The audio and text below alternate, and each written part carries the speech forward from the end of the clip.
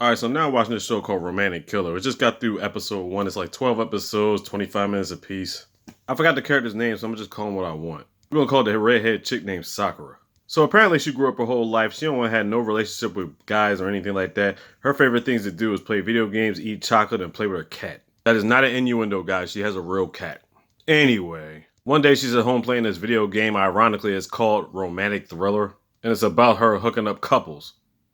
Then all of a sudden, this wizard pops out of this TV screen. His name is Yuri. And he's basically been on a mission to get all these people together, like people that don't want to fall in love, that can find a significant other and let them be happy and, you know what I'm saying, stuff like that. And apparently he gets paid for this. So the reason he's really doing this is because there's a shortage of couples or whatever out here in the streets. And they need to keep the population, the human race going.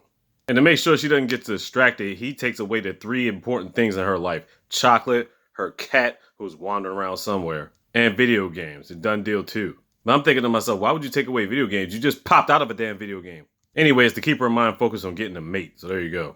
Obviously, she's pissed off at all this. So she's going to the store. She really can't find no chocolate anywhere. It's not just in her house. It's just all over the goddamn country. I'm like, really? So she leaves out. She ends up bumping into this dude accidentally knocking over his phone. Let's just call him Tatsuki. There you go. So she's willing to pay for any damages on the phone or whatever like that. But as she gets a closer look, she's thinking to herself, this guy's kind of hot. So there you go. Love interest for her.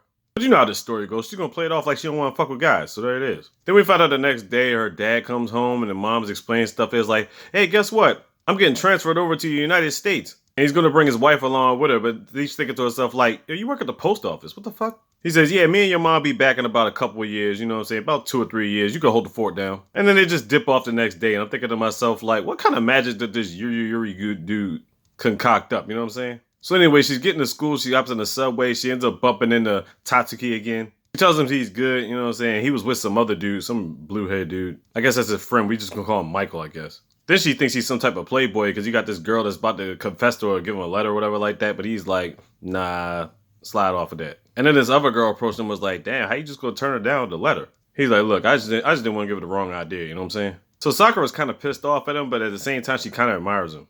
Then they get to school. She's talking to her friend. We could just go call her Kim. So every now and then the wizard pops up, you know what I'm saying? And you think to yourself like, okay, she doesn't want to feel like she's talking to herself because they can't see him or whatever like that. So he explains to her every time they talk to each other, everybody else around it just seems like an illusion. So it's not like they can see her actually talking to nobody or whatever. So basically it gets to a point where she gets back home. She's so bored. She can't eat no chocolate. She ain't got her cat. She can't play video games.